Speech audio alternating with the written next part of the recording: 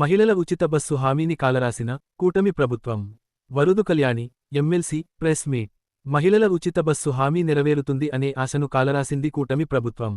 శ్రావణ శుక్రవారం రోజు మహిళలను దారుణంగా మోసం చేశారు.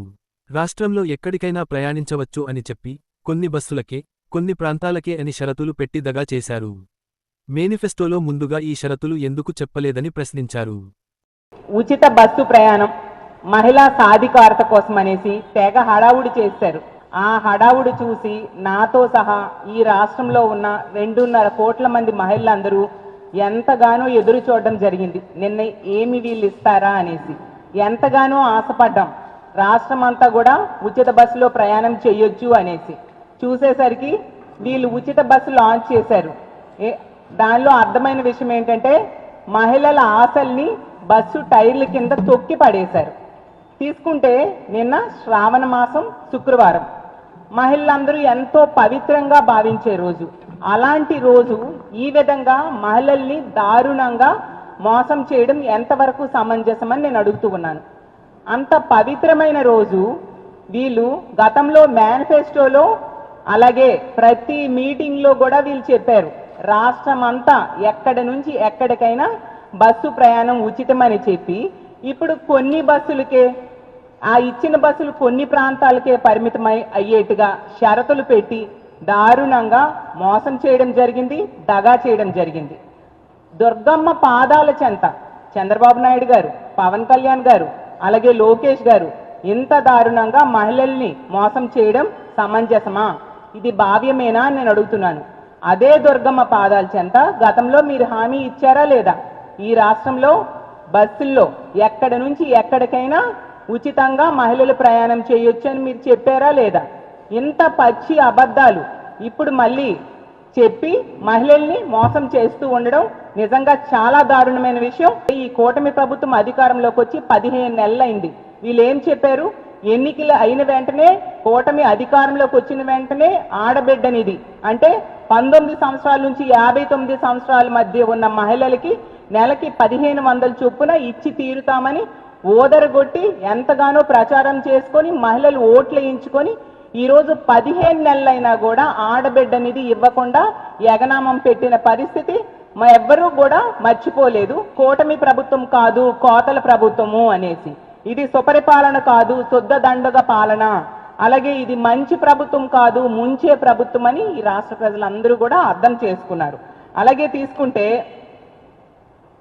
చంద్రబాబు నాయుడు గారు ఎన్నికల్లో చెప్పారు, నేను సేఫ్ డ్రైవర్ని, ఎవరైనా టికెట్ అడిగితే నా ఫోటో చూపించండి అని. మరి ఆయన ఫోటో పెట్టి మరి కూడా ఇప్పుడు కండక్టర్స్ వాళ్ళు ఇచ్చిన 5 బస్సులు కాకుండా మిగతా బస్సుల్లో ముక్కు పిండి మరి బస్సు టికెట్ డబ్బులు మహిళల దగ్గర నుంచి వసూలు చేస్తూ ఉండే పరిస్థితి మనం చూస్తూ ఉన్నాము. ఇది మోసము, దగా కాదా చంద్రబాబు నాయుడు గారు అని నేను అడుగుతూ ఉన్నాను. ఎన్నికల్లో ఏమో ఎక్కడికి వెళ్ళినా బస్సులో ఫ్రీ ఫ్రీ ఫ్రీ అన్నారు, ఇప్పుడేమో తూచ్ తూచ్ తూచ్ అంటూ నేను చెప్పడం జరిగింది. మహిళలకు ఉచిత బస్సు ప్రయాణం, మరి ఇందులో మీరు ఎందుకు షరతులు పెట్టలేదు? ఇప్పుడు పెట్టినట్టుగా కొన్ని బస్సులకే ఆ ఉచిత ప్రయాణం ఉంటుంది, కొన్ని బస్సులకు ఉండదు, నాన్ స్టాప్లకు ఉండదు, ఏసీ బస్సుల్లో మహిళలకు అర్హత లేదు, ఇలాంటివన్నీ షరతులు పెట్టాలి కదా. మీరు ఎందుకు పెట్టలేదు? అంటే అన్ని బస్సుల్లో ఈ ఉచిత ప్రయాణం అమలు చేస్తున్నాను అని చెప్పి ఆ రోజు నమ్మబలికి ఓట్లు వేయించుకొని ఈ రోజు నెట్ట నిలువుగా షరతులు పెట్టి మోసం చేస్తూ ఉండే పరిస్థితి మనం చూస్తూ ఉన్నాము. ఎంత దారుణం అంటే ఈ రోజంట కేవలం Palle Velugu, ultra Palle Velugu, metro, express, city ordinary బస్సుల్లో మాత్రమే ఉచిత బస్సు ప్రయాణం అమలవుతుందంట. మిగతా వాటిల్లో తీసుకుంటే నాన్ స్టాప్లో లేదంట, డీలక్స్ బస్సులో లేదంట, అల్ట్రా డీలక్స్లో లేదు, ఇందిరా బస్సులు, వెన్నెల బస్సులు, గరుడా బస్సులు, అమరావతి బస్సులు, ఏ ఏసీ బస్సుల్లో కూడా ఉచిత బస్సు ప్రయాణం మహిళలకి వీళ్ళు కల్పించడం లేదంట. అంటే ఎంత దారుణంగా మహిళలు మోసం చేస్తూ ఉన్నారో మనం అర్థం చేసుకోవచ్చు. ఈరోజు రాష్ట్రంలో 11,256 ఆర్టీసీ బస్సులు ఉంటే వాటన్నిటికీ కూడా అమలు చేస్తానని చెప్పి కేవలం కొద్ది బస్సులకు మాత్రమే అమలు చేయడం ఎంతవరకు సమంజసమని ఈ రాష్ట్రంలో ఉన్న మహిళలందరూ కూడా అడుగుతూ ఉన్నారు. నేను ఒకటే సవాల్ చేస్తున్నాను, ఈ కూటమి ప్రభుత్వంలో చాలా మంది మహిళా ఎమ్మెల్యేలు ఉన్నారు, మహిళా మంత్రులు ఉన్నారు. మీరు ఎవరో ఒకరు రండి, మేము వస్తాము, ఇక్కడ మన విశాఖపట్నం ఆర్టీసీ కాంప్లెక్స్ లో బస్సు ఎక్కుదాం, మీరు చెప్పిన ఉచిత బస్సు ఎక్కుదాము, ఎక్కి తిరుపతికి ఆ బస్సు తీసుకువెళ్తుందో లేదో చూద్దాం.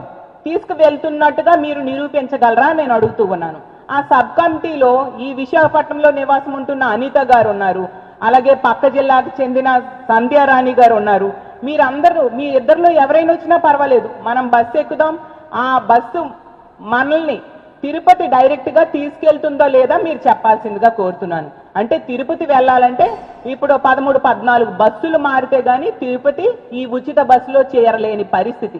లగేజీలు పట్టుకొని మహిళలు అన్ని బస్సులు మారి తిరుపతి వెళ్లాల్సిన పరిస్థితిని మీరు కల్పించారు.